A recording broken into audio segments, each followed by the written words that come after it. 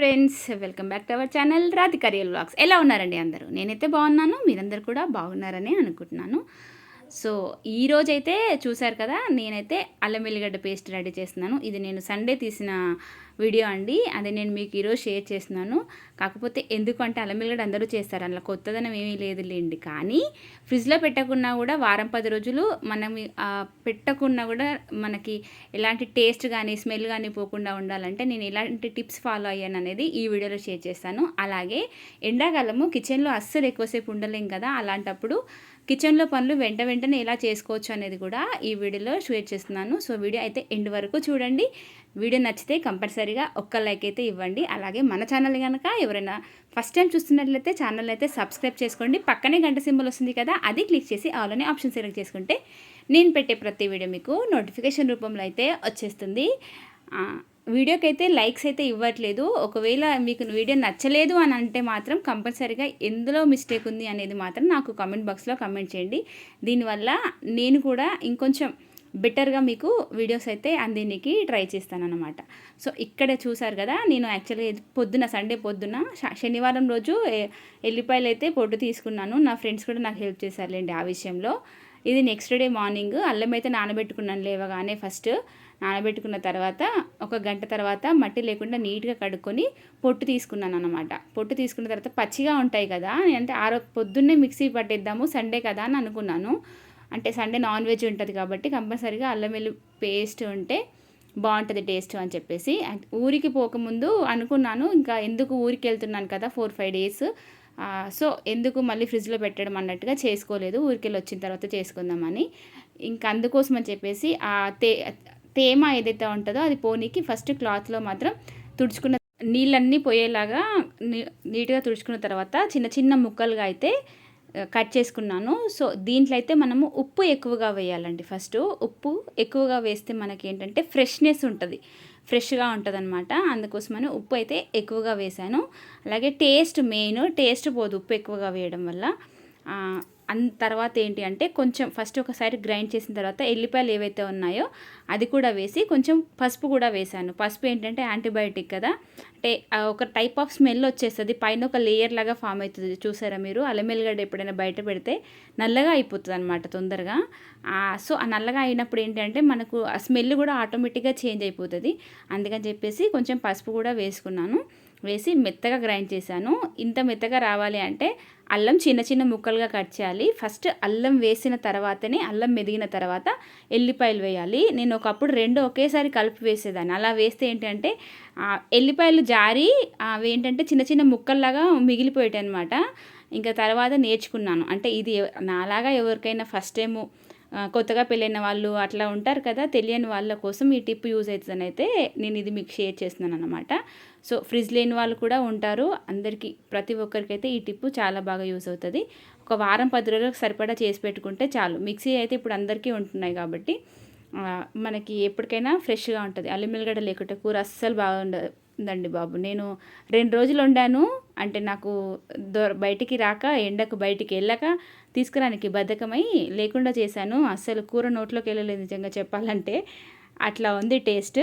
ఇంకా మొత్తానికి పొద్దున్నే నేను అనుకున్న పని అయితే ఇదైతే కంప్లీట్ అయిపోయింది. నీట్గా తూడ్చాను చూసారా జార్లో నుంచి కూడా. అంటే ఏదైనా సరే చివరి వరకు మనం అంటే లైక్ ప్రతిదీ అలా నీట్గా చేస్తే ఏంటంటే చూసే వాళ్ళకి కూడా మన పనితనం అనేది అందులోనే కనిపిస్తుంది. కానీ నెక్స్ట్ అయితే ఇక్కడ క్యాబేజీ కర్రీ అయితే ప్రిపేర్ చేస్తున్నాను. క్యాబేజీ కర్రీ ఎవరైనా క్యాబేజీ కానీ కాలీఫ్లవర్ కానీ ప్రిపేర్ చేసే ముందు ఒక చిన్న టిప్ అయితే ఫాలో అవ్వండి. కూర మాత్రం చాలా టేస్టీగా ఉంటుంది. ఫస్ట్ బాండి పెట్టి దాంట్లో ఆయిల్ వేయక ముందే జీలకర్ర అయితే వేయండి.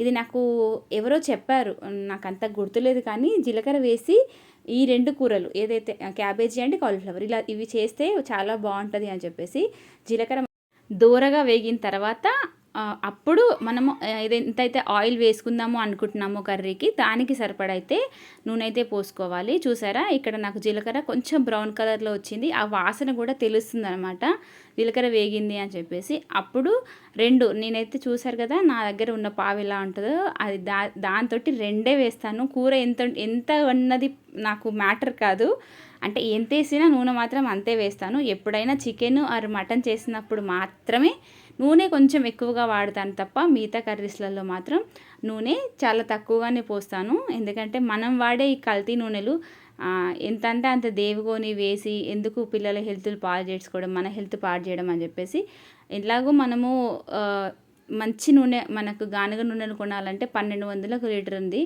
సో అది కొనే స్తోమత లేనప్పుడు ఈ కల్తీ నూనెలు కూడా వాడుతున్నాం కాబట్టి తప్పని పరిస్థితిలో అవి ఎంత లిమిట్గా వాడితే అంత మంచిది అనేది నా ఉద్దేశం అనమాట. మీరు కూడా ఈ పాయింట్ కనెక్ట్ అయితే నా కమెంట్ బాక్స్లో కమెంట్ చేయండి. ఇక్కడ చూసారు కదా, ఫస్ట్ అయితే ఉల్లిగడ్డ వేసి అది వేగిన తర్వాత పసుపు వేసుకున్నాను. ఒక్కొక్కరు ఒక్కొక్క స్టైల్లో వండుతారండి. పసుపు ఎక్కడ వేస్తారంటే కొంతమంది అయితే ఫస్ట్ మనం ఏమైతే వెజిటేబుల్స్ అనుకుంటామో అవి వేసిన తర్వాత పసుపు యాడ్ చేస్తారు. బట్ నాకేంటంటే పసుపు పచ్చిదనం అనేది ఉంటుంది అని చెప్పేసి నేనైతే ఫస్ట్ ఆయిల్లోనే ఫ్రై చేస్తాను అనమాట.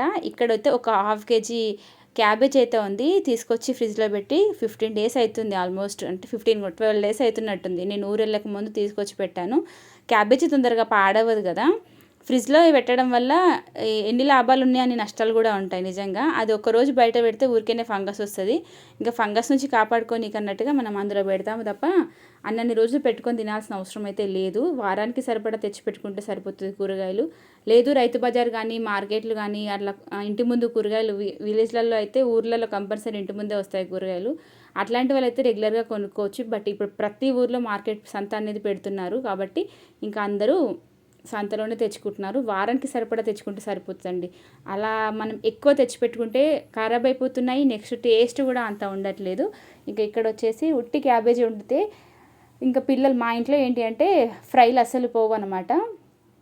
కంపల్సరీగా దాన్ని గ్రేవీ లాగానే వండాలి, అప్పుడే తింటారు. అందుకని చెప్పేసి ఇంకా నేనైతే టమాటా కూడా కట్ చేస్తున్నాను. చూసారా నా కిచెన్ ప్లాట్ఫామ్ ఎంత నీట్గా ఉందో. నేను ఎప్పటిదప్పుడు అంటే ఏదేది వేసానా గిన్నె అది ప్రతి ఒక్కటి సర్దుకుంటున్నాను అనమాట. నేను పసుపు వేసినప్పుడు పసుపు గిన్నె తీసి ఎక్కడ పెట్టాలో అక్కడ వెంటనే పెట్టేసుకున్నాను. అల్లం వెల్లుల్లి పేస్ట్ వేయగానే అది ఎక్కడ పెట్టాలో అది వెంటనే పెట్టేసుకున్నాను.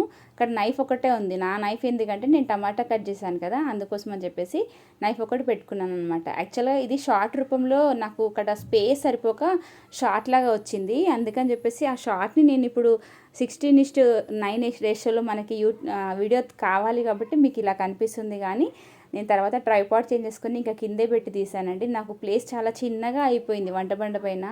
అందుకని చెప్పేసి నాకు ఆ అంటే స్టవ్ ఒకటి పెద్దగా అయిపోయింది, వంటబండ చిన్నగా అయిపోయింది. కాబట్టి వీడియోస్ అనేవి ప్రాపర్గా అయితే షూట్ చేయడానికి నాకు కొంచెం ఇబ్బందిగా అవుతుంది. అందుకని చెప్పేసి కిందే పెట్టి ఇంకా షూట్ చేస్తున్నాను ట్రైపాడ్. ఇంకా ఇక్కడ ఏంటి అని అంటే ఉప్పు అయితే వేసుకున్నాను, టమాటా కూడా వేసేసాను. ఈలోపు నాకు అవి ఉడుకుతాయి అన్నమాట. మరి ఉట్టిగా ఎండాకాలం వచ్చిందంటే ఇంకా చారులు నడుస్తూనే ఉంటాయి. చారు పెరుగు లేనిది ఇంకా ముద్ద దిగదు. మేమంటే ఎలానో అలా తినేస్తాం, కానీ ఇంకా మా వారికి అయితే కంపల్సరీగా పచ్చిపులుసు అనేది ఉండాలి. పచ్చిపులుసు చారు ఏదో ఒక్కటి అయితే ఉండాలి అని అంటారు. మా పెద్దమ్మాయి అయితే పచ్చిపులుసు ఉంటే పండగ, ఇంకా ఏమీ తినదు. ఆ పచ్చిపులుసు పోసుకొని తింటుంది అన్నం అంతా. ఆమెతో అదొక బాధ. అంటే వెజిటేబుల్స్ కానీ పప్పులు కానీ ఏం చేసినా సరే పచ్చిపులుసు ఉంటే పంచామృతం లాగా తినేస్తూనే ఉంటుంది. ఇక్కడైతే నేనైతే చారు కొంచెమే నానబెట్టాను. చూసారా, చింతపండు నానబెట్టి కొంచెం ఒగరుగా ఉండాలండి. మరీ పుల్లగా ఉంటే అస్సలు తినబుద్ధి కాదు. కొంచెం ఒగరుగా ఉంటే నాకు టేస్ట్ బాగా అనిపిస్తుంది. ఇంకా పచ్చిపులుసు కూడా పిసికేసుకున్నాను చింతపండు అనేది. ఇంకా దీంట్లో నేను యాక్చువల్గా అయితే వేరే సీజన్లలో అయితే ఉల్లిపాయ వేయను, కానీ ఇప్పుడు ఎండాకాలం ఉల్లిగడ్డ చల్వ కదా, అందుకని చెప్పేసి ఇంకా ఉల్లిగడ్డ కూడా కట్ చేసుకుంటున్నాను. ఉల్లిగడ్డ ఇది మా నాన్నమ్మ చేసేదనమాట. ఈ స్టైలు చాలా స్టైలిష్గా, అంటే ఒక్కొక్కసారి ఒక్కొక్క వెరైటీ చేస్తుంది మా అవ్వ అయితే.